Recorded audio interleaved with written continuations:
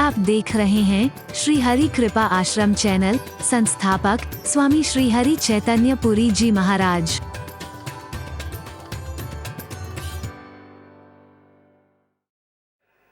कस्तूरी कुंडल बसे मृग ढूंढे बनमाही।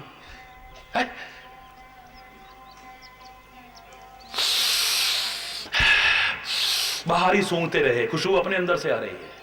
वाह, हजारों वर्ष से सड़क के किनारे पड़ी वो सूखी कठोर हड्डी को कुत्ता चूस रहा था। अब चूसा तो उसको जाता है जिसमें रस हो, इस हड्डी में रस तो था ही नहीं। उसको ये पता नहीं कि रस अंदर है। मेरे अपने मसूड़े में जब ये हड्डी लगती है, अपना खून अपने अंदर जाता है, अनुभूति उसमें हो रही है। एहसास ही नहीं है अपने अंदर क्या क्या है, इसका पता ही नहीं है। और मैं तो कहूं कि खाली भगवान की नहीं, किसी भी बारे में आप देखो, अपने बारे में कुछ पता नहीं है। समाचार तू जगत के पढ़े सुने दिन रात, पर अपनी तुझको खबर नहीं। ये अचरज की बात, तेरे अंदर क्या क्या घटित हो रहा है ये पता नहीं। अमेरिका में क्या घटित हो रहा है, पाकिस्तान में क्या घटित हो रहा है, रूस में क्या घटित हो रहा है, वहां क्या घटित हो रहा है, मद्रास में क्या घटित हो रहा है, बॉम्बे में क्या हो रहा है, वहां के सारे समाचार तुम्हें एक एक क्षण में ब्रेकिंग न्यूज मिलती है। हरि बोलना, और उसका बेड़ा गर्क कर करके मिलती है। उसमें खूब चटनी और वो लगा लगा करके मिलती है। बाहर के समाचार तो बड़े अच्छे हैं, लेकिन अपना तुझको, अपनी तुझको खबर नहीं, पता ही नहीं तेरे को अपने बारे में। तू दुखी क्यों है? कल मैंने चर्चा शुरू की थी इस पर, क्योंकि मैं नहीं चाहता आपको दुखी देखना। हकीकत मानिए, जब आप दुखी होते हैं तो सबसे पहले आपके लाठी वाले भैया का दिल रोता है। जब आप सुखी होते हैं, आनंदित होते हैं, तो मेरा हृदय भी आनंद से हिलोरे लेने लगता है।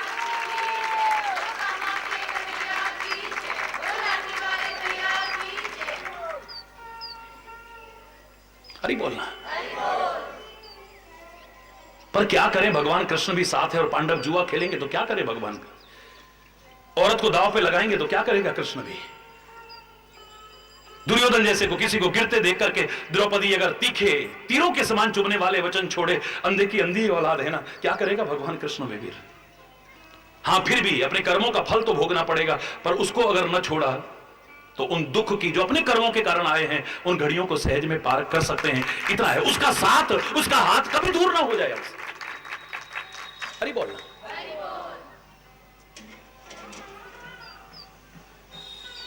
मैंने जो कल आपको हल्का इशारा करा, इसे खाली मजाक में मत डालिएगा, अपने जीवन में अपनाइए इसे। क्योंकि किसी भी चीज को अगर हम दूर करना चाहें या पाना, उसके कारण को पहले जानिए। हमारे दुख का कारण क्या है, हमारी व्यथा का कारण क्या है, हमारी परेशानी का कारण क्या है, हमारी चिंता का कारण क्या है, हमारे रोग का कारण क्या है, हमारे शोक का कारण क्या है, हमारे भय का कारण क्या है। कारण अगर जान गए ना, उपाय कई बार करने की जरूरत नहीं पड़ेगी, और करोगे तो निष्फल नहीं जाएंगे, सफल हो जाएंगे वो उपाय। आज कैंसर का पूरी तरह से इलाज क्यों नहीं हो पा रहा? क्योंकि कारण मालूम नहीं है। मूल कारण क्या है इसका? तंबाकू से बढ़ता है, बचना तंबाकू से। शराब से संभावना बढ़ेगी, बचना इससे। गंदे खान पान से संभावना बढ़ेगी, बचना उससे। ठीक है, लेकिन ऐसे लोगों को भी तो हो जाता है जो सिगरेट का धुआं तक भी नहीं कभी सूंघा होगा, जिन्होंने। इन चीजों से वृद्धि होती है, एक अलग विषय, इनसे तो बचना। लेकिन ऐसे लोगों को भी तो होते देखा है जो इनके नजदीक में नहीं फटकते हैं। उनको क्यों हुआ? लाख उपाय करते रहें, जड़ से खत्म रोग होगा ही नहीं जब तक उसका कारण नहीं। कारण अगर दूर कर दिया, मैं दावे से कह रहा हूं, उपाय करने की जरूरत कई बार नहीं पड़ेगी, और करेंगे तो निष्फल नहीं जाएगा, सफल हो जाएगा हमारा। जिस दिन कारण पता लग गया, देखो क्यों है समाज में अशांति, क्यों है हमारे घर में अशांति, किस बात से होती है? पहली बात तो घर ही नहीं बने अभी तक। याद होगा मैंने एक बार कहा था, हम स्कूल में जब पढ़ा करते थे, हमारे सामने एक प्रश्न आया था, क्लासरूम में यह प्रश्न उठा था, what is the difference between house and home? एक घर में और मकान में व्हाट इज द डिफरेंस, क्या अंतर है? तरह तरह के उत्तर सबने दिए थे, और सर्वमान्य और सही सटीक जो उत्तर उभर करके आया था वो ये था, a house is built by hands but A home is built by hearts. हाथों की जिसमें भूमिका है, आप हाथों से मेहनत करते हो, कमा के लाते हो, मजदूर और मिस्त्री हाथों से उसे बनाते हैं, जिसमें हाथों की ज्यादा भूमिका है। उन हाथों से जो बनता है वो मकान है। लेकिन दिल जहां मिल जाए, दिल से मिलकर के जहां रहें, उसे घर कहते हैं, फिर मकान की दीवारें नहीं कहते हैं। ज्यादातर तो मकान है, मकान बड़े सुंदर बन रहे, मकान बड़े आकर्षक बन रहे, मकान महलनुमा बन रहे हैं, लेकिन घर नहीं बन पाया। अगर दिल मिले हो तो झोपड़ी में भी वो मजा है, और अगर दिल ना मिले हो ना, आलीशान महल के अंदर रहकर के भी कुड़ते हैं, जलते हैं, व्यथित होते हैं, दुखी रहते हैं, अशांत रहते हैं, बुरी हालत होती है। हरि बोलना। यही तो मैंने कहा था जब उर्मिला पर 18 दिन प्रवचन हुआ था, दोहराने जैसी बात लगेगी। क्या कहा था मैंने आपसे? कोई महिला आज अगर ऐसा महान त्याग करके दिखा दे, हरि चेतन उसके चरणों को, जिसके चरण सारी दुनिया के लोग धोने को तैयार है, वो हरि चेतन उसके चरण धोने को तैयार हो जाएगा। उसकी चरण रज अपने माथे पर लगा करके अपने आप को भाग्यशाली, अहोभाग्य समझेगा। जिसे तुम सगा भाई कहते हो, तुम कहते हो, मैं नहीं, वो सगा भाई भी नहीं। तुम जिसे सौतेला कहते हो, वो सौतेला भाई। हरि बोलना। वनवास उसको हुआ है। क्या कहती उर्मिला जी? आपको थोड़ी वनवास हुआ है, फिर वो तुम्हारा सगा भाई थोड़े ना है। आप काहे को जा रहे हो? क्यों? चलो अगर इतना भी चिंतन न गिरा हुआ, फिर देखो वनवास तो उनको हुआ है ना, आपको थोड़ी ना हुआ है, आप क्यों जा रहे हो? इतना भी चिंतन गिरा ना हो और थोड़ा ऊंचा हो, देखो जी मेरे को कोई ऐतराज नहीं, क्या सगा और क्या सौतेला, ये तो प्यार की बात है, आपका प्यार है, बड़ी अच्छी बात है, मैं भी उस प्यार को आगे बढ़ाऊंगी, लेकिन जी मैं आपके बिना तो रह ही नहीं सकती ना एक क्षण भी। मैं 14 साल कैसे रहूंगी? आप मत जाओ ना प्लीज। सहर्ष विदा कर देती है, हंसते हंसते विदा कर देती है। 14 वर्ष तक कैसे रह गई? कैसे रह गई वो? 18 दिन प्रवचन करने के बाद अंत में मैंने कहा था उत्तर इसके नाम में छुपा है। ये कहती है तन से हम किसी कारण से नहीं मिल पाए 14 वर्ष की अवधि के लिए, ठीक है, लेकिन हमारा नाम है उर्मिला, हमारा उर्मिला है, यानी दिल मिला है। अगर दिल मिले हो ना तो तन तो एक दिन मिल जाएंगे, और अगर दिल ना मिले हो तो तन भी कब बिछुड़ जाएंगे कोई पता नहीं। कब तलाक हो जाएगा, कब एक दूसरे से दूर हो जाएंगे, पता भी नहीं लगेगा। अरे बोलना। हमारे तन मिले हैं, तभी तो मैं कहा करता हूं बड़े खुश होते हो, आज हमारी मैरिज एनिवर्सरी थी। है बहन क्या मिला तेरे को? ये देखना, देख तो मेरे लिए डायमंड का वो लेके आए हैं, ये मेरे लिए सोने का लाए हैं, ये देख मेरे साड़ी लाए हैं, ये मेरे लिए पिछोड़ा लाए हैं, मेरे लिए देख ये लेके आए हैं, मेरे लिए देख वो लेके आए हैं। बोलो दुनिया के सामने आज मेरी मैरिज एनिवर्सरी है, आज मेरा बर्थडे है, आज मेरा ये है, आज हमारी फलानी वर्षगांठ, आज हमें ये मिला, वो मिला, बड़ी अच्छी बात है और मिले तुम्हें। लेकिन मैं हमेशा कहा करता हूं, बार बार कहा करता हूं कि तुम्हें सब कुछ मिला पर तुम्हारा दिल ना मिला तो बेकार है सब। और अगर तुम्हारा दिल मिला है, किसी कारण से कुछ नहीं मिला है, खुश हो जाना, टेंशन मत करना, हीन भावना मत लाना। अगर तुम्हारे दिल मिले हैं एक दिन सब कुछ मिल जाएगा, और दिल नहीं मिले तो सब कुछ मिल करके भी हरि बोलना।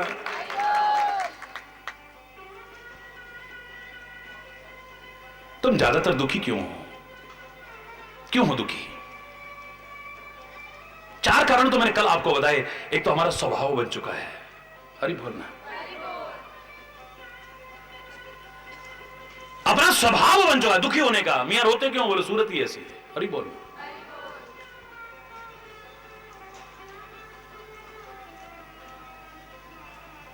बात बात में बस वो दुखी दिखेंगे, बस दुखी आत्मा, हरि बोल। जबकि आत्मा दुखी नहीं होती, पर ऐसा का नाम रख दिया जाता है, ये तो बड़ी दुखी आत्मा है। जब देखो अपना दुखड़ा ही रोती रहती है यार, ये तो है? जब देखो अपना दुखड़ा ही रोते रहेंगे, जब देखो अपना दुखड़ा। कभी इनके चेहरे पर खुशी नहीं देखी, इनके चेहरे पर कभी मुस्कुराहट नहीं देखी। क्या खाक भगवान के नजदीक आएंगे? अरे लोग भी अपने पास बैठाने में कतराएंगे, क्या यार देख आ गई, अब फिर ये दिमाग खराब करेगी, फिर अपना दुखड़ा लेके बैठ जाएगी। मेरी सास ने ऐसा, मेरी नंद ने ऐसा, मेरे पड़ोसी ने ऐसा, मेरे किराएदार ने ऐसा, मेरे मालिक ने ऐसा, मेरे उसने हरि बोल।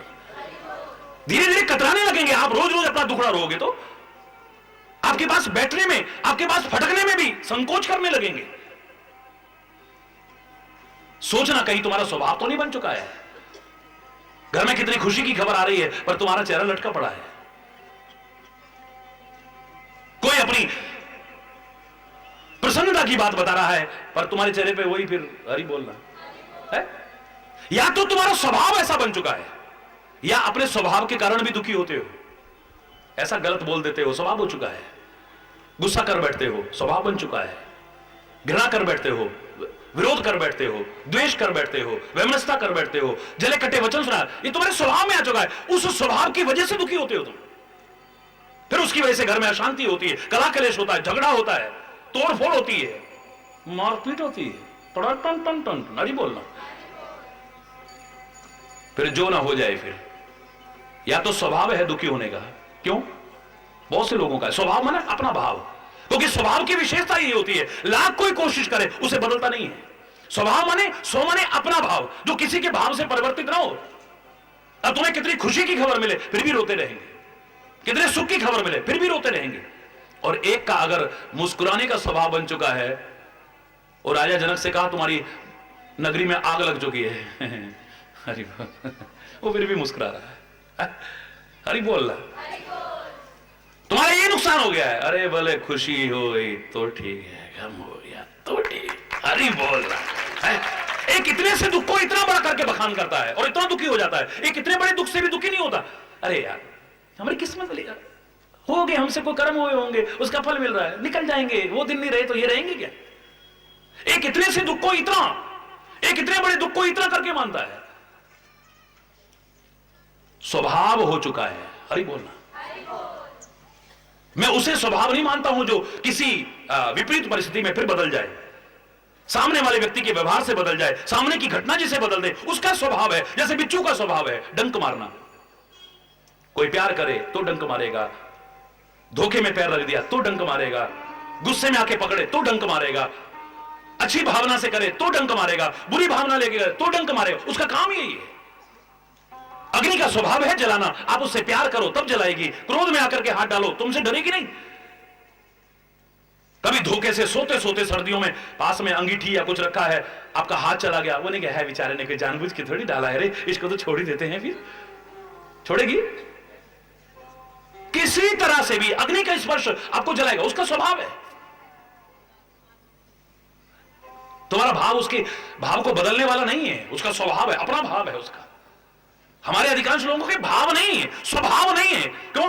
हमारा कोई मान सम्मान कर दे तो हमारा स्वभाव कुछ और, हमारा जरा सा अपमान कर दे तो स्वभाव कुछ और, जरा खुशी की खबर मिल गई तो स्वभाव कुछ और, जरा गम की खबर मिल गई तो स्वभाव कुछ और, जरा किसी ने हंस के बोल दिया तो स्वभाव कुछ और, जरा किसी ने रो के बोल दिया तो स्वभाव कुछ और, जरा किसी ने लाभ पहुंचा दिया तो स्वभाव कुछ और, जरा किसी ने नुकसान कर दिया तो स्वभाव कुछ और। इसे स्वभाव, जो किसी के भाव से परिवर्तित होता हो उसे स्वभाव नहीं कहते हैं। जो किसी प्रकार से भी अपरिवर्तित रहे, अब अगर दुखी होने का स्वभाव है तो दुखी रहेंगे, लोग लाख कोशिश करें सुखी करने की, अरे बोलना। भोले बाबा आए, सारी दुनिया को जो सबसे दरिद्री परिवार था, टूटी सी झोपड़ी, 80 साल का वृद्ध, 60 साल की वृद्धा, 35 साल का उनका युवक, घर में कोई खाने को नहीं, चूहे भी व्रत करते थे, हरि बोल, कुछ खाने को नहीं घर में, मजदूरी मांगे तो नहीं मिलती है, भीख मांगे तो नहीं मिलती है, कितने कितने दिन हो गए भूखे रहते। भगवान शंकर से पार्वती ने कहा आप तो प्रभु सबको सुखी कर सकते, बोले सुखी होना ही नहीं चाहते, इनका स्वभाव हो गया है ऐसा, ये सुखी नहीं होना चाहे। ऐसा कैसे हो सकता है एक दुखी आदमी सुखी ना होना चाहे? बोले सवाल ही नहीं है, चलो देखते। बोले बाबा गए अलग निरग, अरे बाबा कहीं और जाओ, हमारे घर में तो खुद खाने को नहीं है। अरे बाबा हम मांगने नहीं कुछ देने आया, सब ऐसे ही कहते हैं, पहले सब ऐसे ही कहते हैं फिर मांगने लग जाते हैं, हरि बोल। अरे बाबा हम भोले बाबा, अरे सब आजकल तो भगवानों की बाढ़ आ गई, कोई भोला समझता कोई राम, अरे भैया कोई किसी को नहीं देता, पड़े पड़े बिस्तरे में ऐसे बोले जा रहा बुड्ढा, हरि बोल। भोले बाबा सामने गए और प्रकट हो गए उसके सामने, देखिए फिर भी सौभाग्य देख करके, अरे भोले बाबा क्षमा करना, मैंने पहचाना नहीं आपको, पुत्र वरदान मांगो। दो टूक बात हो रही है। बोले महाराज अगर वरदान मुझे देना चाहते हो ना, तो सबसे ज्यादा दुख मेरे को इस शरीर का है, बुढ़ापा अपने आप में बहुत बड़ा दुख है, मेरे को वापिस जवानी दे दो बस, मेरे को किसी के आश्रित रहने की जरूरत नहीं। अरे पत्थर भी फोड़ के कम से कम इतना तो ले आऊंगा, अपना और अपने परिवार का पेट पालूंगा। ये तो मेरी औलाद में निकम्मी है और बेचारी वो भी कुछ नहीं कर पाती, मेरी अब सामर्थ्य नहीं है। महाराज अगर आशीर्वाद देना चाहते हो, वरदान देना चाहते हो, मुझे 20 साल का नवयुवक बना दो, तथास्तु। सामने 20 साल का नवयुवक देख करके घरवाली बोली, महाराज ये क्या मुसीबत डाल दी आपने? अरे कम से कम भूखे भी रहते थे तो साथ तो रहते थे, अब तो मुझे छोड़ के चला जाएगा। तो तुम भी मांग लो देवी, क्या मांगना चाहती हो? मुझे भी 18 वर्ष की नवयुवती बना दो। तथास्तु, वो भी 18 वर्ष की नवयुवती बन गई। खाली हंसने तक मत रहिए, सीखिए। इतनी देर में सारे में भटक करके खाली हाथ 35 वर्ष का वो नवयुवक लौटा, दुखी पीड़ित। घर में देखा उन नवयुवक और नवयुवती को, अपने से भी जवान। तू कौन है भाई? अबे बाप से ऐसे बोलता है? कल का छोकरा, बाप शर्म नहीं आती देखो? बोले बाबा ने बीच बचाव, कहेंगे हाथापाई ना हो जाए। हाँ भाई, ये तुम्हारे पिताजी हैं, ये तुम्हारी माता। क्या बोलते हो? बोले हाँ, हमने आशीर्वाद दिया है और ये 80 वर्ष के 20 वर्ष के बन गए और वो 60 वर्ष की अब 18 वर्ष की बन गई। तुम्हें भी कुछ वरदान मांगना है तो नवयुवक तुम भी मांग लो। बोले खाक वरदान मांगे तुमसे? सारी दुनिया में कलंक लगवा दिया। अरे कोई कहेगा देखो रे, 20 और 18 साल के मां बाप और 35 साल का लड़का पता नहीं कहां से लाए होंगे। हरी बोलना। अरे महाराज काहे को, अरे हमारे घर में शांति तो रहने दो, अच्छे तुम आए यहां पे मुसीबत पैदा करके, जवाब देते देते परेशान हो जाऊंगा मैं। क्या मांगना चाहते हो? बोले जैसे पहले थे वैसे ही कर दो। हरी बोल, जोर से बोलो ना। 3 वरदान भोले शंकर सामने प्रकट होके दे रहे हैं और फिर भी वही 80 साल का बुढ़ा, वही 60 साल की बुढ़िया, वही 35 साल का बच्चा, वही भूख, वही अभाव, वही दरिद्रता, वही व्यथा, वही करुणा, सारा का सारा उसी तरह से पड़ा। कुछ भी हाथ नहीं आया है? क्या मिला? हमारे स्वभाव ऐसे बन चुके हैं, यह अपने स्वभाव के कारण है। कुछ ऐसा बोल जाते हैं, अच्छा भला हंसता खेलता वातावरण बेकार हो जाता है। स्वभाव ऐसा बन चुका है। घर में खुशी का अवसर नहीं देखेंगे, त्योहार का अवसर नहीं देखेंगे, मांगलिक अवसर नहीं देखेंगे, बस कुछ ना कुछ ऐसा कर देंगे। जरा देर में इतनी हंसी खेल सब बेकार हो गया। क्यों? एक दुख का कारण ये नहीं है तुम्हारा? खोजो अपने घरों में, मेरे घरों में। हरि बोलना। जो सचमुच मेरे बन चुके हैं उनमें तो कम से कम ये देखने को नहीं मिलेगा, दावे से कह रहा हूं। तो मेरा वही है जो मेरी बात को मानेगा। या तो तुम्हारा स्वभाव दुखी होने का, तुम्हें खुशी भी मिले क्योंकि तुम्हारे घर में कितना भी है, लेकिन फिर भी कोई ना कोई रोना रोते रहते हो। तुमसे भी कम नीचे के लोगों को देखो, फिर भी वो खुश दिखाई दे जाएंगे। झोंपड़ी में रहने वाला खुश दिखाई दे जाएगा, कठोर परिश्रम करने वाला सुखी दिखाई दे जाएगा, सूखी रोटी खाने वाला वो भी एक समय और वो भी नमक की चटनी के साथ में, वो खुश दिखाई दे जाएगा। लेकिन घर में हर साधन है, हर सुविधा है, फिर भी दुखी हैं। हरि बोलना। पहला कारण स्वभाव बन चुका है दुखी होने का। हरि बोलना। तुम्हें तो लाख कोशिश को करे फिर भी तुम सुखी क्यों? तुम होना ही नहीं चाहते हो। स्वभाव यानी परिवर्तित ना हो, फिर भगवान भी आके समझाएगा ना, उल्टा उसी को तुम बोलने लग जाओगे। मैंने भी कईयों को देखा, कई बार ऐसे लोग भी आ जाते हैं, उनको समझाओ, इसका मतलब तुम भी हमारे नहीं हो। जय हो प्रभु, धन्यवाद, प्रणाम, नमस्कार तुमको। इसका मतलब सुखी होना ही नहीं चाहते हो। क्या करेगा भगवान उसमें? अर्जुन अगर जीवन की रथ की बागडोर सौंप देता है, कितना भी भीषण संग्राम हो, जब उसके हाथों में सौंप दिया है, फिर ले चल कहीं भी, जहां तू ले जाए खींच के ले चल। मैं नहीं चल रहा हूं, अब चल तू रहा है। मुझे तो अपना कर्म करना है, मुझे अपना कर्तव्य करना है। फिर बाल बांका किसी की करने की हिम्मत नहीं है। जब समर्पण ही नहीं है तो दुर्योधन को भगवान कृष्ण खुद भी समझाने जाएं, खाली नेत्रहीन ही नहीं, ज्ञान विहीन उस अंधे धृतराष्ट्र को समझाने जाएंगे, भगवान कृष्ण भी उसके समझ में आएगा कुछ? वो अपना अपना तर्क प्रस्तुत करेंगे, अपना अपना तर्क प्रस्तुत करेंगे। भगवान सामने आए हैं, उनके समझ में नहीं आएगा। जानबूझ करके विपत्तियों को मोल रहे, क्योंकि हरि बोलना स्वभाव। हरि बोलना। या तो हमारा स्वभाव बन चुका है दुखी रहने का, अब हम सुखी होना ही नहीं चाहते हैं, कहते जरूर हैं, या अपने स्वभाव के कारण दुखी होते हैं। हमारे वाणी पर कंट्रोल नहीं है, हमारे नेत्रों पर कंट्रोल नहीं है, हमारा कानों पर कंट्रोल नहीं है, हमारे मन मस्तिष्क पर कंट्रोल नहीं है, हमारा पैरों पर कंट्रोल नहीं है, हमारा हाथों पर कंट्रोल नहीं है, हमारा किसी भी द्वार पर नियंत्रण नहीं है। इसलिए हमारी ये इंद्रियां रूपी घोड़े कब खड्डे और खाई में गिरा देते हैं पता ही नहीं चलता, फिर दुख ही दुख है, विपत्तियां ही विपत्तियां है। नवरात्रि में इन नवद्वारों पर संयम करना ही तो सिखाया जाता है। नवरात्रि में नवदा भक्ति के क्रम में आगे बढ़ना सिखाया जाता है, और उसमें तो अंत में यही है बस शरणागति। तुम क्या होगे भगवान खुद कह रहे, कभी कोई कहेगा नहीं तो भगवान, क्योंकि तुम समझ नहीं पाते हो इसलिए वो खुद कहते हैं सर्वधर्मान परित्यज्य मामेकं शरणं व्रज अहम त्वां सर्व पापेभ्यो मोक्षयिष्यामि मा शुचः। महापुरुषों को कहना पड़ता है, भगवान को कहना पड़ता है, कई बार कसमें खानी पड़ती हैं, घबराओ मत मैं प्रतिज्ञा करता हूं, ये मेरी प्रतिज्ञा है। भगवान को बताना पड़ेगा मैंने कसम खा रखी है, न मे भक्त हो प्रणश्यति, मेरा प्रण है कि मेरे भक्त का कभी नाश नहीं हो सकता, बताना पड़ेगा उनको। तुलसीदास जैसे महापुरुष को कसम खानी पड़ेगी, सिद्ध होए साखी गौरी सा, मैं भगवान शंकर की कसम खा के कहता हूं, पार्वती के स्वामी भगवान शंकर की कसम खा करके कहता हूं, जो ये पढ़े हनुमान चालीसा होए सिद्ध। क्योंकि तुम्हें आदत पड़ चुकी है वही कसमें खाना, कसमें खिलाना, कसम खाओ मेरे सिर पे हाथ रखो, अरे बोल, विश्वास ही नहीं है, विश्वास ही नहीं है। मूरख हृदय न चेत जो गुरु मिलहि विरंचि सम फूलहि फरहि न बेत जदपि सुधा बरसई। मैं कहता हूं फलो फूलो, लेकिन बेत नहीं फलेगी फूलेगी। हमारा जो इस बार का प्रसंग शुरू हुआ था पिछले वाले से मिलता जुलता, लेकिन आधी पंक्ति में था, उससे भी कम पंक्ति में, फलो फूलो लेकिन मूल को मत भूलो, मूल को मत भूल जाना कहीं, जड़ को मत भूल जाना, वरना वृक्ष का फलना फूलना ज्यादा दिन का नहीं रह पाएगा। देखो कहीं तुम्हारा स्वभाव तो नहीं हो चुका है। तुम कहते जरूर हो हम दुखी हैं, तुम कहते जरूर हम सुख चाहते हैं, लेकिन तुम होना ही नहीं चाहते हो।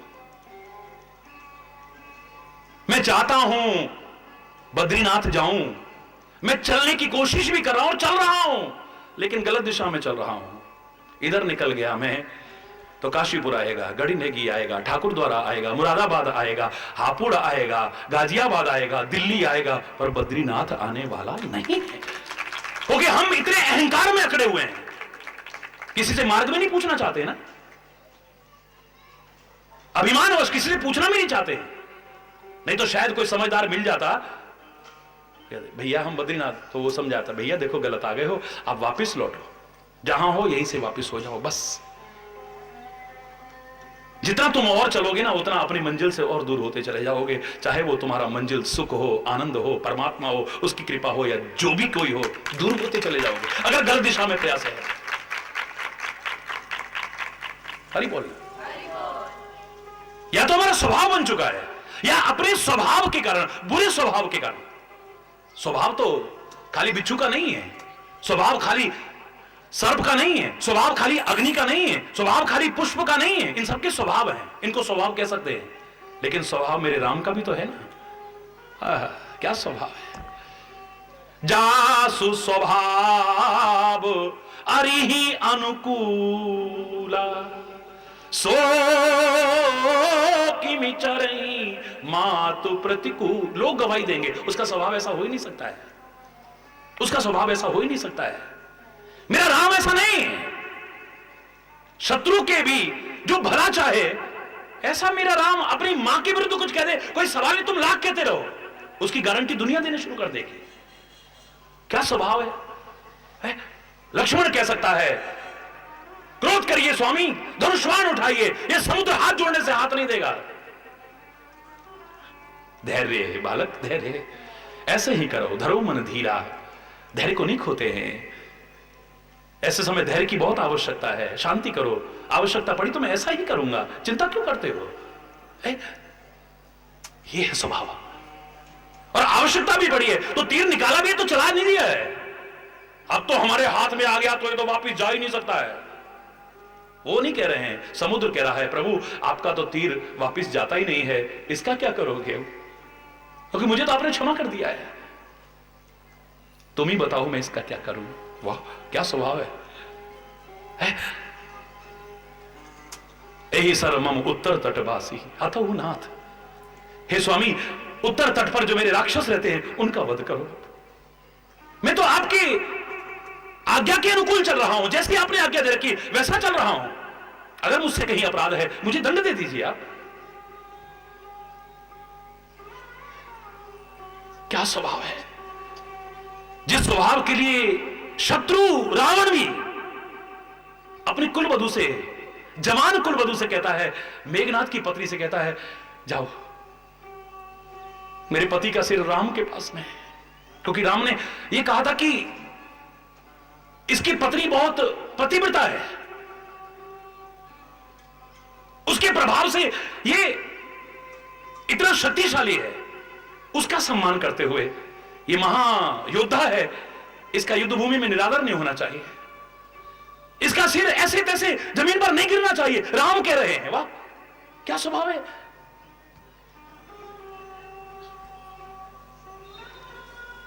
पहले ही तीर से लक्ष्मण ने सिर को काटा है, राम के चरणों में रख दिया है।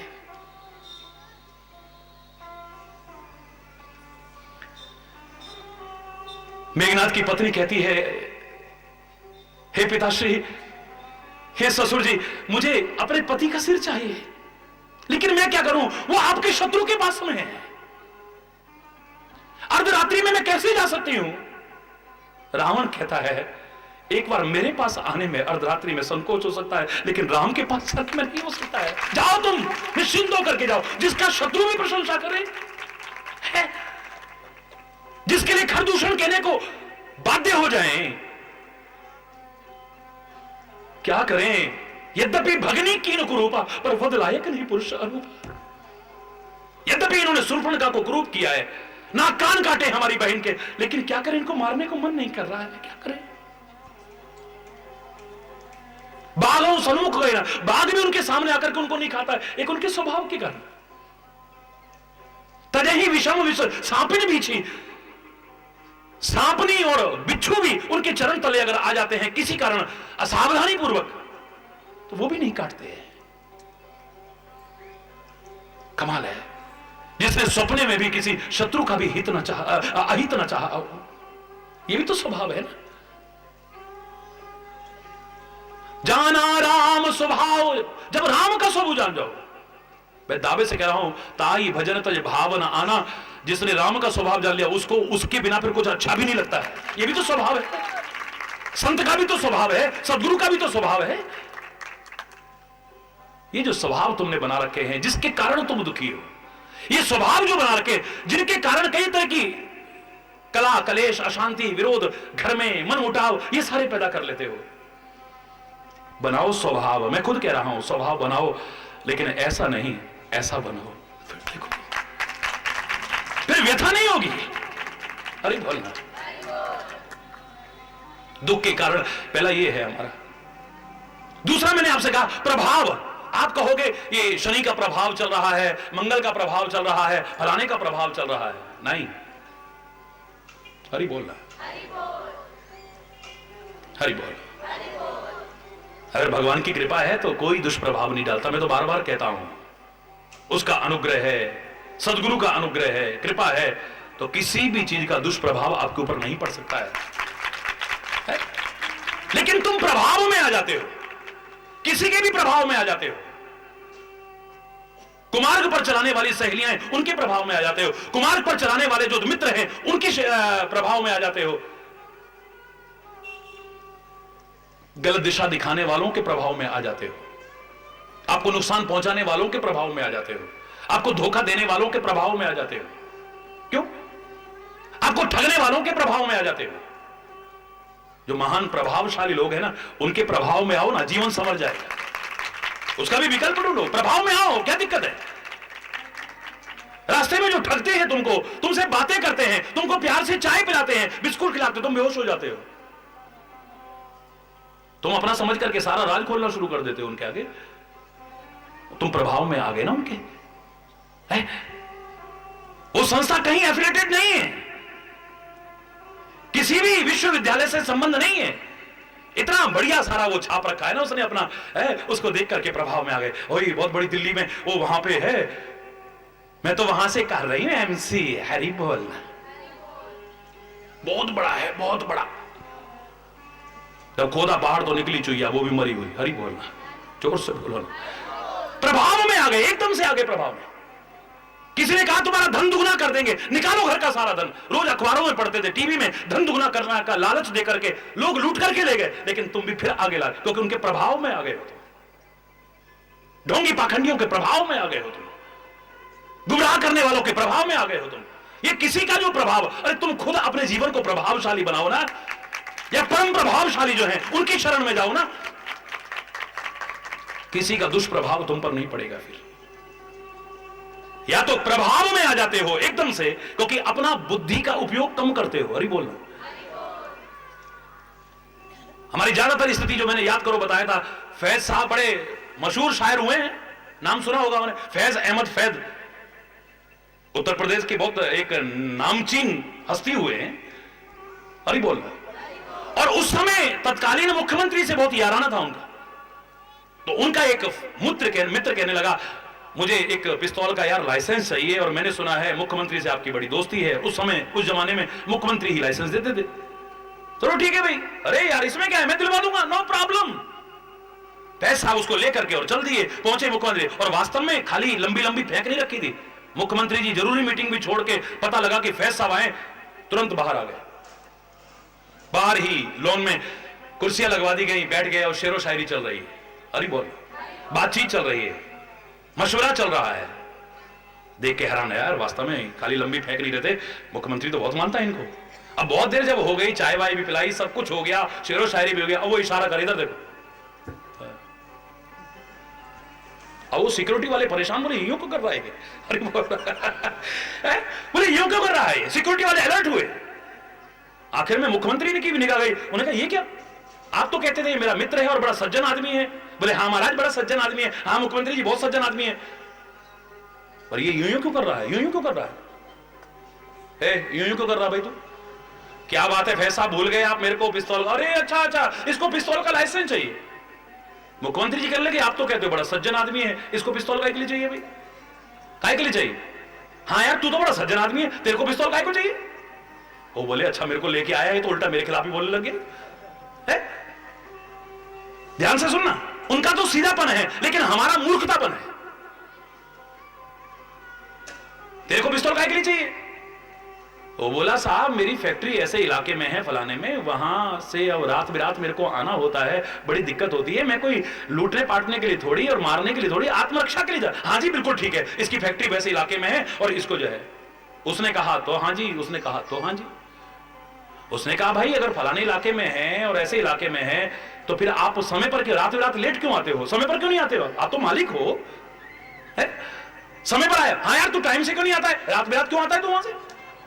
अब अंदर से गुस्सा भी आ रहा। उन्हें कहा साहब मैं चाहे समय पर आ जाऊं, पर मेरा कैश इतना होता है। अरे हाँ साहब पैसा में हो तो देखो, बहुत खतरा तो रहता है, ये जमाना बड़ा खराब है। पैसा बोले, मुख्यमंत्री बोले भैया जहां तुम अपनी फैक्ट्री की बता रहे हो, वहां तो पास में पंजाब नेशनल बैंक है, आप उसमें नहीं करते हो? हाँ यार तू उसमें जमा क्यों नहीं करके आता? हरी बोल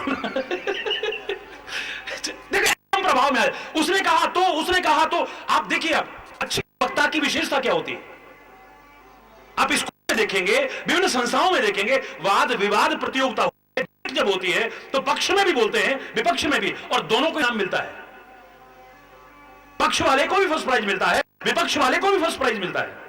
दोनों की विशेषता है कि अपनी अपनी बात सिद्ध करके दिखा दे, और उसको सुनो तो लगे हाँ यार बात तो ठीक है, उसको सुनो तो बात और ठीक है। बुद्धि कहां है?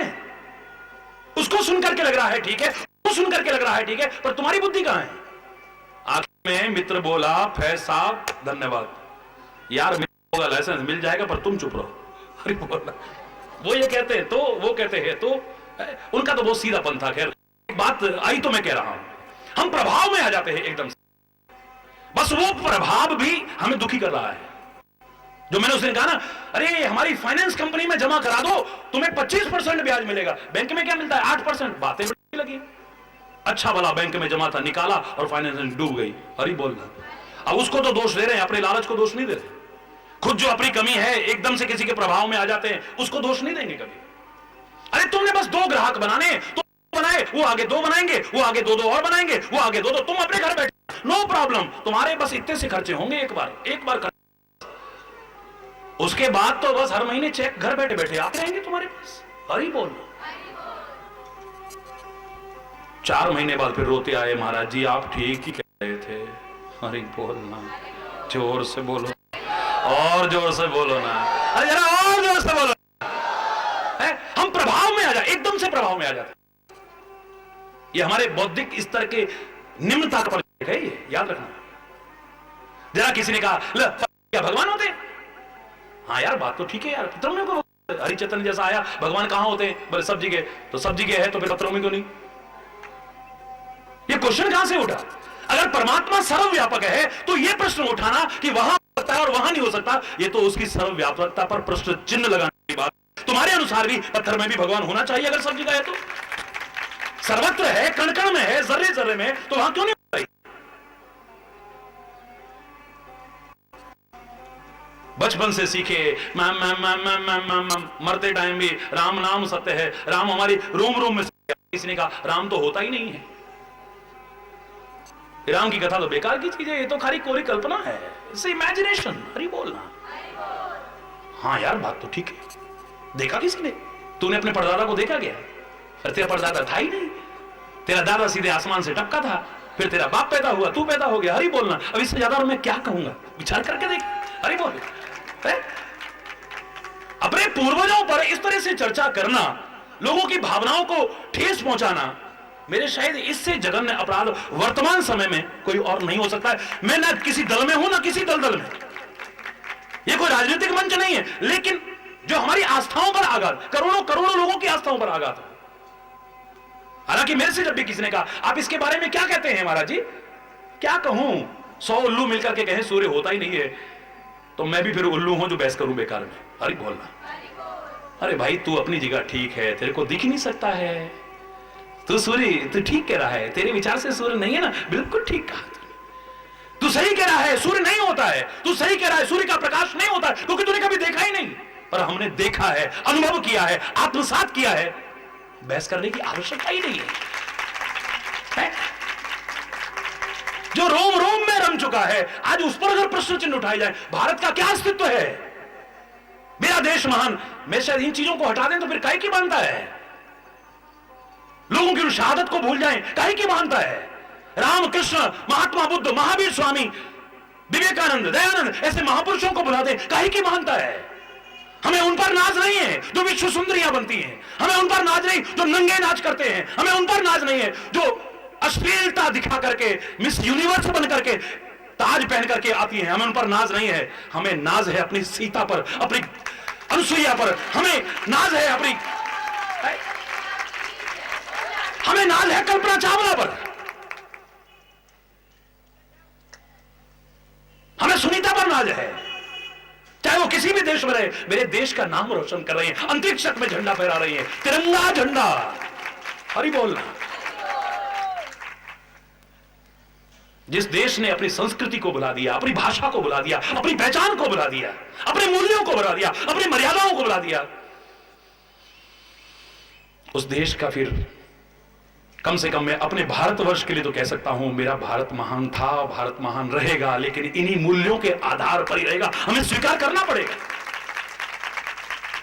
हरी बोलना। बात बात में हम अपनी श्रद्धा को हटा दें। जो रात दिन रामलीला में खेलते थे वो भी बस किसी पार्टी से जुड़े हैं इसलिए राम की बुराई करनी है। जो रामलीला का उद्घाटन करते हुए बड़ी राम के गुण गाते थे वो भी खाली इसलिए क्योंकि फलाने दल से जुड़े हैं इसलिए बोलना है। इस संकीर्णताओं के दायरे से उठो। जहां देश का मामला हो, देश के मूल्यों का मामला हो, देश की संस्कृति का मामला हो, देश के महापुरुषों का मामला हो, भूल जाओ सारी संकीर्णताओं को। उस समय सारे एकजुट हो जाओ, भारत माता के बैनर तले आ जाओ। जो हमारे भारत का असम्मान करे, हमारे तिरंगे का सम्मान करे, जो हमारी संस्कृति का अपमान करे, जो हमारे देवताओं का अपमान करे, जो हमारी महापुरुषों का अपमान करे, वो धिक्कार है, उसे बार बार धिक्कार है। अरे बोलना, जोर से बोलो ना, और जोर से बोलो ना। अब कोई कहे हरी बोल कहने से क्या मिलता है? तेरे को नहीं मिलता ना, ठीक है, हमें मिल रहा है। हरी बोलना, जोर से बोलना। What's the problem to you? मेरे एक मुसलमान भाई ने जो तर्क दिया मैं उसके सामने नतमस्तक हो गया। सन 83 में मेरे एक मुसलमान भाई ने जब मेरा चित्र लगाया अपने घर के अंदर, विवाद पैदा हुआ था।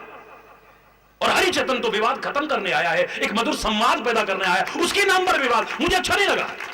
मैं गया उसके घर में, जाकर के प्रार्थना करी, अगर मेरा फोटो लगाने से यहां पर निरादर होता है, तुम्हारी अशांति होती है, भैया इसे हटा दो। बहुत लोग इकट्ठे थे वहां पे, कहने लगा महाराज ये हीरो हीरोइनों के नंगे फोटो लगा सकते हैं अपने घरों में, क्रिकेटरों के फोटो लगा सकते हैं अपने घरों में, मॉडलों के फोटो लगा सकते हैं अपने घरों में, गाड़ियों के फोटो लगा सकते हैं अपने घरों में, तरह तरह के अश्लील और फुहार चित्र लगा सकते हैं। अगर मैंने किसी संत का एक फोटो लगा लिया तो यहां हिंदू मुसलमान वाली बात कहां से आ गई है? क्या जवाब दिया? तर्क देने वाला होना चाहिए। हमें बहस नहीं करनी है, हमें विवाद पैदा नहीं करना है, हमें वाद नहीं करना है, लेकिन एक मधुर संवाद स्थापित करना है जिससे कि हम सारे भारतवासी अपनी पहचान को बरकरार रख करके दुनिया में फिर से अपना परचम लहराने लायक बन सके। एक होना है, यहां पर एक बैनर तो ले आने की आवश्यकता है। लोग तो हमें तोड़ने की कोशिश करते हैं, हमें बांटने की कोशिश करते हैं, घृणित नीच कुत्सित साजिशें कर रहे हैं विभिन्न आधारों पर, कोई जाति के आधार पर, कोई धर्म के आधार पर, कोई मत के आधार पर, कोई किसी आधार पर। आपसी प्यार, एकता, सद्भाव बनाए रखते हुए एक करारा तमाचा ऐसी ताकतों की गाल पर लगाने की कोशिश करनी है। चाहे हम अलग अलग दिखे, कोई बात नहीं, नो प्रॉब्लम। एक टोपी वाला दिखता है, जालीदार टोपी वाला, नो प्रॉब्लम। एक चोटी वाला दिखता है, मेरी भी कितनी लंबी देखो, नो प्रॉब्लम है। एक पगड़ी वाला दिखता है, नो प्रॉब्लम। एक क्रॉस लटकाए दिखता है, नो प्रॉब्लम। ये बाहर से अलग अलग दिखे, लेकिन मजा तब है सब अंदर से एक हो जाए जहां आवश्यकता पड़े तो है। जैसे खरबूजे की फाके बाहर अलग अलग, पर कोई खोल के देख ले, चैलेंज है, अंदर से एक है। खरबूजे को देख करके खरबूजा रंग पलटने वाला वो नहीं, एकता का परिचायक। बाहर से देखो आप, बिल्कुल अलग अलग फाके नजर आती है, लेकिन जिसने भी खोला क्या देखा? अंदर सब। ऐसे ही हम बाहर से चाहे अलग अलग दिखे, मजा तब है जब अंदर से सब एक, परिवार में, नगर में, गांव में, संगठन में, देश में, समाज में, जब ऐसा एकता का भाव आ जाए। हमारा कोई विरोध नहीं है, आप बाहर कैसे लग रहे हैं, आप नमाज अदा करते हो, आप पूजा करते हो, आप गुरु ग्रंथ साहब के आगे माथा टेकते हो, कोई नो प्रॉब्लम। लेकिन भारतवासी हैं, ये ना भूलो, हरि बोलना। हम हिंदू मुसलमान बाद में हैं, पहले एक इंसान भी हैं, ये मत भूलो। हम परमात्मा की संतान है, एक ही परमात्मा की संतान। ये जोर से बोलो ना। और हम ही आपस में लड़ेंगे तो बाहर वालों को तो मौका मिलेगा ही। फिर सारे विश्व में कैसे भयानक संकट बन रहे हैं युद्धों के, और ऐसे में हम छोटी छोटी बातों पर गृह युद्ध की स्थिति पैदा करें? नहीं, मिलजुल के रहना है। तो हमारे दुख का एक कारण क्या है? हम एकदम प्रभाव में आ जाते हैं, या हमारा स्वभाव है ये दुखी करता है, या हमारा स्वभाव हो चुका है दुखी होने का, दो हैं। या हम किसी के प्रभाव में आ जाते हैं एकदम से, तब दुखी होते हैं। याद रखना, महाराज जी वो ऐसा कह रहा था, उस समय उसको देवता सा आया, उसने कहा तुम्हारे ऐसा लगा है, वो लगा है। अरे महाराज जी से पूछ रहे हो, इसका मतलब तुम महाराज जी के भक्त नहीं हो सकते हो। महाराज जी ने तो एक के अलावा किसी ढोंग और पाखंड की चौखट पर नाक रगड़ने को हमेशा मना किया है। जो रगड़ता है, how can I say that you are mine, हो मेरे, लेकिन कहने में थोड़ा संकोच सा होगा। फिर है तुम्हें अपना शिष्य कहने में संकोच। महाराज जी पंडित जी ने ऐसा कहा है, अब क्या करें हम? महाराज जी ने क्या कहा तेरे को याद नहीं रहा? नहीं रहा याद कि उसका कृपा पात्र बन, तेरे को कहीं घबराने की आवश्यकता नहीं है। तुम्हारी कृपा है तो दुश्मन का डर क्या, तुम्हारे गुलामों को खौफो खतर क्या। शरण में जो चरणों के सर आ चुका है, खिलाफ उसके कोई उठाएगा सर क्या। कृपा की नजर से जब तुम देखते हो, करेगी किसी की भला बद नजर क्या। बनाते हो बिगड़ी हुई बात जब तुम, बिगाड़ेगा नाचीज कमतर वशर क्या। अनाथों के दृग बिंदु से तुम न रूठो, तो कर लेगा सारा जहां रूठ। क्या कर लेगा? भरोसा नहीं है ना, भरोसा नहीं है। यही चाहे जिसके प्रभाव में आ जाते हो, एक सेकंड में आ जाते हो। ढोंगियों से ज्यादा ढोंग को मान्यता देने वालों को दोष दूंगा। जरा किसी ने किया तो जय हो, फट चावल फूल लिया हाथ में, देवता हरि बोलना। 2 घंटे जरा वहां से हट जाओ या शांत होके देखो तो कितनी देर मुंडी हिलाए, चुप करके बैठ जाए, हरि बोलना। मैंने तो बताया आपको, एक जगह में गया था और वो नाटक शुरू हुआ, जब देवी का जागरण शुरू हुआ, ले भाई महाराज जी जोत प्रचंड करेंगे, मैंने प्रचंड करी और वो अभी खाली अश्लील गाने की ट्यून बजी, खाली भेंट भी नहीं, वो कोई गीत भजन भी नहीं, पर ट्यून बजी खाली। मैंने कहा कौन सी ट्यून है जो इस पे एकदम से मुंडी? बोले तो फलाने गाने हैं, फिल्म का गाना है महाराज जी, हरि बोल। बस वो धर धर धर धर शुरू हुआ, उसका हिला, मैं सब जानती हूं। मैंने कहा लादेन कहां छुपा है वो कुछ हुआ, हरि बोल, हरि बोल, जोर से बोलना। हम प्रभाव में आ जाते हैं, एकदम इसलिए गड़बड़ होता है, याद रखना। हम प्रभाव में आ जाते हैं या फिर किसी के बढ़ते प्रभाव को देख करके दुखी होते हैं। हमारा अभाव इतना हमें दुखी नहीं करता जितना किसी का बढ़ता प्रभाव हमें दुखी करता है। फलाना फल फूल क्यों रहा है, फलाना तरक्की क्यों कर रहा है, फलाना आगे क्यों जा रहा है, चाहे वो हमारा सगा भाई क्यों ना हो, बस किसी के बढ़ते प्रभाव को भी देख करके हम दुखी होते हैं। हमारे दुख का एक ये भी कारण है, या तो हम किसी के प्रभाव में आ जाते हैं तब दुखी होते। नहीं महाराज जी कोई तो बात होगी, महाराज जी को सिखा रहे हैं, हरि बोल, जिनसे सीखना तो अब उनको होता है, हरि बोल। मैं बड़ी बुद्धि पे कई बार तरस आता है, हंसी भी आती है, तरस भी आता है, रोना भी आता है। और क्या करूं उस समय फिर मैं, हरि बोल, जोर से बोलो ना, और जोर से बोलो ना। एक तो हमारा स्वभाव दुखी कर रहा है, याद रखना। अनेक दुख आप देख लेना घर में, अपने स्वभाव की वजह से अनेक दुखों को मोल ले रहेगा। चाहे जहां लड़ाई झगड़ा कर बैठते हो, चाहे जहां विवाद पैदा कर देते हो, चाहे जहां मुकदमेबाजी कर लेते हो, चाहे जहां तोड़फोड़ कर देते हो, चाहे जिसके लिए चाहे जो बक देते हो। अब क्या है, तुम्हारा स्वभाव हो चुका है, अब मुसीबतें मोल लेते फिरते हो, क्यों? अरे बोलना। या तुम्हारा स्वभाव हो चुका है दुखी का, तुम्हें कितनी भी खुशियां मिल रही हैं उनकी तरफ ध्यान नहीं है। क्या करें महाराज जी, हमारी तो किस्मत ही खराब है। क्यों, क्या हो गया भाई? क्या करें महाराज जी, हमारे तो 95% ही नंबर आए। अरे 60% रिजल्ट था, 40% तो फेल ही हो गए, खाली 10% फर्स्ट डिवीजन आए, तेरे 95%, फिर भी दुखी है। क्यों? मैंने सोचा था 97% आते, 95% आने की खुशी नहीं है ऐसे माहौल में भी, बस 2% नहीं है, उससे दुखी हो रहा है। भाई ये स्थिति हो रही है हमारी। क्या करूं महाराज जी, मैं तो बर्बाद हो गया, मैं तो लुट गया। क्यों, क्या हो गया? महाराज जी शेयर के रेट गिर गए ना, तो मेरे को तो 10 लाख का नुकसान हो गया। कितने के खरीदे थे? बोले 3 लाख के। 3 लाख के खरीद के 10 लाख का नुकसान कैसे? बोले महाराज जी अच्छे भले 13 लाख के बिक रहे थे, अब 3 लाख के ही बिके। अबे नुकसान तो नहीं हुआ? हरि बोलना, जोर से बोलना।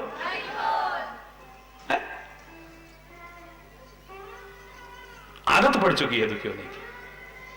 सकारात्मक जितना है उसको देख करके खुशी नहीं है, एक इतना सा भी जो नकारात्मक है, नेगेटिव है, उसको देख करके दुखी हो रहे हैं। बस इतने लोगों ने मान सम्मान दे दिया है, उसकी खुशी नहीं। देखो हमारी कितनी शोहरत बढ़ रही है, कितनी अभिमान ना करो, लेकिन खुशी तो होनी चाहिए कि हमारा जीवन कहीं सही दिशा में जा रहा है। बस एक ने इज्जत नहीं की, दक्ष का सबने सम्मान करा, 33 कोटि देवी देवताओं ने सम्मान करा है, असंख्य ऋषि मुनियों ने सम्मान करा, सारी सृष्टि को पैदा करने वाले ब्रह्मा ने उठ करके सम्मान किया जब दक्ष ने प्रवेश किया।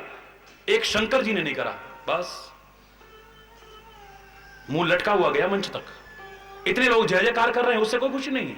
एक ने नहीं करा, असंख्य लोग मान सम्मान दे रहे हैं, उसकी इतनी खुशी नहीं है। एक ने मान सम्मान नहीं दिया, उससे हृदय क्षुब्ध हो गया और बदले की आग में जले। कब मौका लगे इस शंकर को मजा चखाऊंगा। ये हमारी स्थिति है, याद रखना। बोलो, हमारा स्वभाव है अगर दुखी होने का, कोई सुखी नहीं कर पाएगा।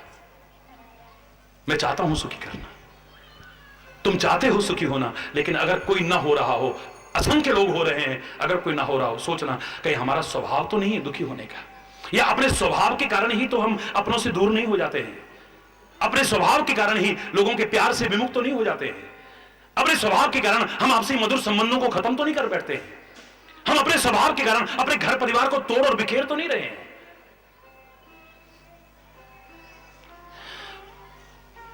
अगर बुरा है तो इसे सही दिशा दे, अच्छा स्वभाव बनाना, अच्छा स्वभाव, हरि बोलना। एक प्रभाव में आ जाते हैं, एकदम से नहीं। अपनी बुद्धि, परमात्मा ने आपको भी मानव बनाया है, बुद्धि दी है, विवेक दिया है, अंतरात्मा की आवाज दी है, इनको भी विचार करो। एक किसी के बढ़ते प्रभाव को देख करके तो इतने ओछे मत बनो। आप मानव अगर हैं, अच्छे इंसान हैं, तो कोई भी अगर बढ़ रहा है, किसी का प्रभाव बढ़ रहा है, तो तुम खुश हो, सुखी हो और दुआएं दो। परमात्मा सबको ऐसा दे, सुखी बसे संसार सब, दुखिया रहे ना कोई। क्यों ईर्ष्या होती है आपको? क्यों जलन होती है? यह आपके ओछेपन का प्रतीक है। जो किसी को बढ़ते देख करके आप खुश नहीं हो रहे हो, किसी के बढ़ते प्रभाव को देख करके खुशी नहीं हो। स्वभाव, दूसरा प्रभाव, तीसरा अभाव, यह भी एक दुख का कारण है। चाहे वो ज्ञान का अभाव हो, यह भी दुख का कारण है। विचार का अभाव हो, यह भी दुख का कारण है। समझ का अभाव हो, यह भी दुख का कारण है। घर में साधनों का अभाव, यह भी कई बार दुख का कारण बन जाता है। हरि बोलना, जोर से बोलना है। और फिर अभाव के बारे में इतना कह सकता हूं कि अभाव अगर आपको महसूस हो रहा है तब आप दुखी होते हो। अभाव होना दुख का कारण नहीं। अभाव जो महसूस होता है उसके कारण तुम दुखी होते हो, दुखी उससे होते हो। एक के पास कुछ भी नहीं है लेकिन वो मस्त है, एक के पास सब कुछ है पर घर में वो नहीं लगी, वो छतरी, मैंने कहा था ना कल, उल्टी छतरी जो लगी होती ऊपर, 3-4 हजार रुपए लगते हैं। महाराज जी का प्रवचन आने वाला ठहरा, तुम लगवा नहीं सकते, रोज कलेश होता है। एक के घर में लाइट भी नहीं, वो खुश है। अब उसके घर में लाइट भी है, टीवी भी है, फ्रिज भी है, माइक्रोवेव भी है, फलाना भी है, डिकाना भी है, और पता नहीं क्या क्या है घर में है? सारे साधन हैं, बस एक चीज का अभाव खटक रहा है, घर में कलेश होता है। तो अभाव होना दुख का कारण नहीं है, अभाव महसूस होना दुख का कारण है। हरि बोल। और अगर आपको अभाव महसूस हो, इतना होने पर भी आपको कोई ना कोई कमी महसूस हो सकती है, और अगर संतोष की प्रवृत्ति आ जाए तो तुम जहां हो आगे बढ़ने की कोशिश ट्राई करते रहो, और उतने में भी आप प्रसन्न रह सकते हैं, सुखी रह सकते हैं। मेरे से किसी ने कहा पैदल यात्रा में पूरे भारत की जब पद यात्रा की ईश्वर की कृपा से, महाराज जी हमारे पास 3 लाख हैं, आपने बहुतों को सुखी किया, 3 लाख और हो जाए, कुछ ऐसी कृपा करो तो हम सुखी हो जाएंगे। अच्छा, तो मैंने कहा फिर मेरे एक प्रश्न का उत्तर दे दो, भगवान की कृपा से 3 लाख आपके पास हो जाए, मैं कामना करूंगा। ठीक है, जल्दी पूछो ना महाराज जी। कितनी जल्दी हो रही देखो प्रश्न की। महाराज जी जल्दी प्रश्न पूछो। मैंने कहा अच्छा एक बात बताओ, 3 किलो दूध में कितना दूध मिलाऊं मिठास आने लग जाए? ओए जा महाराज जी, आप तो इतने महान हो, इतने विद्वान हो, आपके मुंह से ये बात अच्छी नहीं लग रही। क्यों, क्या हो गया? क्या हो गया भैया? महाराज जी 3 किलो दूध में 3 किलो तो क्या, 30 किलो तो क्या, 30 क्विंटल तो क्या, 30 टन तो क्या, तीनों लोगों का दूध मिला जाए, उससे मिठास थोड़ी आएगी। और 3 किलो तो क्या, 300 ग्राम दूध में भी, 30 ग्राम दूध में भी जरा सी चीनी डाल दो, मिठास तो उससे आएगी। तो मैंने कहा फिर 3 लाख में 3 लाख तो क्या, 30 लाख तो क्या, 30 करोड़ तो क्या, 30 अरब तो क्या, तीनों लोगों की संपत्ति भी मिला देना, तब भी तेरे को सुख नहीं मिलेगा। संतोष की थोड़ी सी मिठास इसमें डाल देना, उसी में तेरे को सुख और आनंद आ जाएगा। जब आवे संतोष धन, सब धन धूल समान है। ये खाली बोलने तक ना रहे, अभाव खटकता है। और उसमें भी मैंने आपसे कहा था, जब सुख में अपने से बड़े को देखते हो, दुख में अपने से नीचे वाले को देखते हो, होना उल्टा चाहिए था। तेज चल रहे थे, महात्मा गांधी जी के पैरों में से चप्पल निकल गई, नंगे पैर चल रहे हैं, बिहार की बात है, और उबड़ खाबड़ रास्ता है, पैरों में कांटे कंकड़ चुभ रहे हैं, लेकिन गांधी दौड़े जा रहे हैं। एक पत्रकार ने पूछा आपके पैर में तकलीफ नहीं हो रही है? महात्मा गांधी ने जो उत्तर दिया था बड़ा प्यारा उत्तर था। अभी तुमने पीछे नहीं देखा था जिसके दोनों पैर नहीं थे? मैंने जब उसको देखा तो मुझे लगा मेरे पैर तो हैं, चप्पल नहीं है तो क्या हो गया। जब देखोगे ना अपने से भी नीचे वाले, फिर आपके अंदर एक संतोष की बढ़ती, फिर भी लाखों से अच्छे हैं हम। अरे लोगों के पास तो एक कमरा नहीं है सिर छुपाने को, फुटपाथों पर पड़े हैं, टूटी झोपड़ियों में पड़े हैं, बारिश होती है तो उनकी क्या दशा होती है, फिर भी हम लाखों से अच्छे हैं, करोड़ों से अच्छे हैं। और दुख में हम सीधे कहेंगे महाराज हमारे जैसा तो कोई दुखी नहीं, बहुत दुखी, तुम्हारे जैसा दुनिया में कोई दुखी नहीं। फिर तो अपने से बड़े दुखी को देखोगे ना, अपना दुख तुम्हें कुछ लगेगा ही नहीं, क्योंकि तो कुछ भी नहीं है। अस्पतालों में देखे ना जाकर के, हाय हाय हाय, हरि बोलना, जोर से बोलना।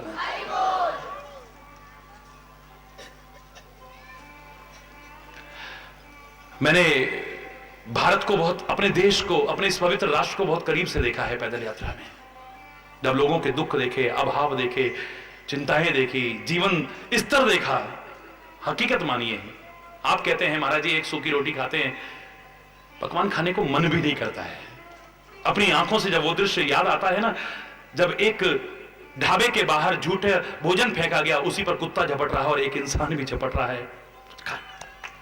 मैं नहीं मानता कि मेरे कम खाने से कोई देश में अन्न के भंडार अंबार लग जाएंगे, मानता हूं मैं ऐसा मेरे करने से, लेकिन फिर भी जो भाव उन महापुरुषों के मन में आया, जो हरिचेतन के मन में आया, अगर सबके मन में ऐसा आ जाए, अन्न की बर्बादी को रोके, मेरे शायद देश में क्या व्यवस्था हो जाएगी। मेरे कम वस्त्र पहनने से कोई ऐसा नहीं कि देश में वस्त्रों के, लेकिन अपने देश में मैंने देखा है लज्जा निवारण तक के वस्त्र नहीं है लोगों के पास। लज्जा निवारण तक के वस्त्र नहीं है, जो भाव गांधी के मन में आया था, जो हरिचेतन के मन में आया और महापुरुषों के मन में आया है। काश आपके मन में भी आ जाए, एक मन में भाव आ जाए कि हमारी तो दीवारें भी कपड़े पहनती हैं, निर्जीव दीवारें, हमारी मेज भी कपड़ा पहनती है, देखो तो हमारा टीवी भी कपड़े पहनता है, हमारी अलमारियां भी कपड़े पहनती हैं, हमारी खिड़कियां भी कपड़े पहनती है, हमारे दरवाजे भी कपड़े पहनते हैं, हमारे रोशनदान भी कपड़े पहनते हैं। और बगल में अगर कोई नंगा है, दो वस्त्र उसको भी दिए होते तो कुछ आनंद ही हो। आपको एक क्या अंदर से अनुभव होता, ये तुम अनुभव कर सकते हो, दूसरा उसको वर्णन नहीं कर सकता है। जो मिला है इसका भोग नहीं, इसका उपभोग नहीं, इसका उपयोग नहीं, इसका सदुपयोग करो, दुरुपयोग तो कम से कम मत करो जो करते जा रहे हो। अरे बोल, स्वभाव, प्रभाव, अभाव, भाव, भाव भी अगर सुभाव ना हुआ, अच्छा भाव ना हुआ, बस खाली इतने हम इतने भावुक हो चुके हैं, सेंटिमेंटल हो चुके हैं, जरा को कुछ कहता है हमारे भले के लिए एकदम से महसूस हो जाता है, हमें मुंह लटक जाता है, एकदम से गुस्से में आ जाते हैं, तैश में आ जाते हैं, एकदम से हम अपना आपा खो बैठते हैं, इतने सेंटिमेंटल हो चुके हैं। हमारे सेंटिमेंट इसने तोड़ दिए, इसने हमको ऐसा बोल दिया। लोग कितना कितना बोलते, चिकने गड़े चुपचाप चले जाते हैं, हरी बोलना। उनकी इतनी इतनी सी बात तुमको फील हो रही है, अरे महाराज जी की बात अगर वो सुन करके जीवन में अपनाई होती, जीवन ही कुछ और होता ना। उनकी इतनी सी बात तुम्हें याद है, 50 साल इसने मेरी तब बेइज्जती करी थी, इसने ऐसा कहा था। 50 साल बाद भी वो बेइज्जती के शब्द याद हैं, दुर्व्यवहार के शब्द याद हैं, वो गालियां याद हैं, क्या अच्छा याद नहीं रहता? अब आप रोज रोज तो आते नहीं हो ना महाराज जी, कुछ दिन तो जरा विचार ऐसे होते हैं, फिर दिमाग वो, अरे उन्हीं को याद करो ना, क्या कहा था महाराज जी ने।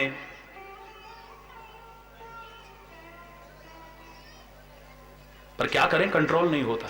और मैंने कहा था जिनका अपने ऊपर कंट्रोल नहीं होता उनका जीवन अनमोल नहीं होता। मैं कहता हूं उनका कोई मोल ही नहीं होता, बेकार, उनका जीवन बेकार है। अगर तुम अपने जीवन को अनमोल, तो नियंत्रण बहुत जरूरी है।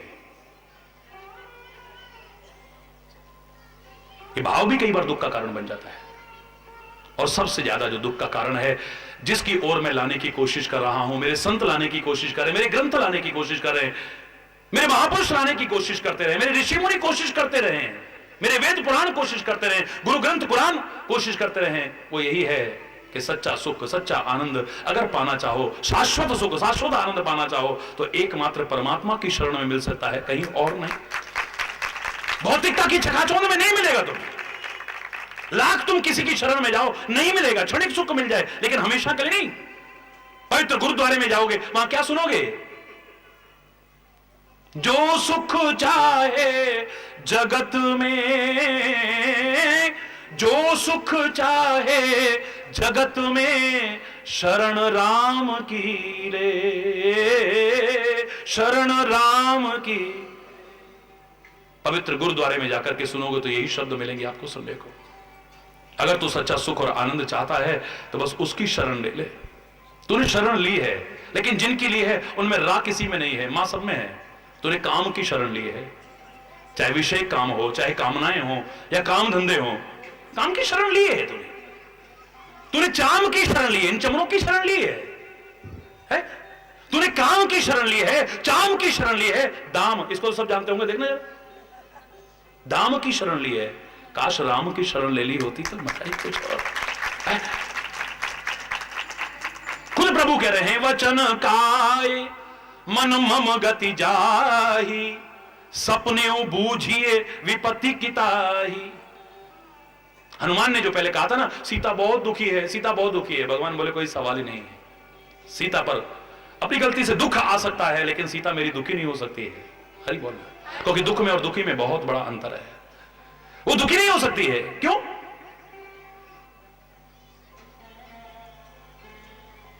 बोले वचन काय मन मम गति जाही, सपने बूझिए विपत्ति की दाई। प्रत्यक्ष तो क्या, स्वप्न में भी विपत्ति नहीं आ सकती।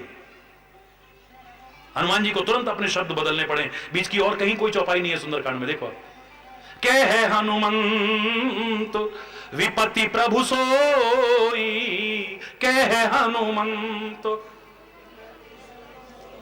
जब तब सुमिरन भजन न होई, जब तब सुमिरन भजन न। हनुमान जी कहते बिल्कुल ठीक कहा प्रभु, विपत्ति का मूल कारण यही है। जब तब जीव आपके चरण शरण से दूर होता है, आपके स्मरण से दूर होता है, तभी इस पर विपत्तियों के बादल मंडराने लगते हैं। इस पर विपत्ति मंडराने के बादल मंडराने के कारण यही हो सकता है, उसको अपने से दूर कर बैठता है। वरना तो मेरी तरह तुम भी बोलते, पतवार के बिना ही नाव चल रही है तूफान में।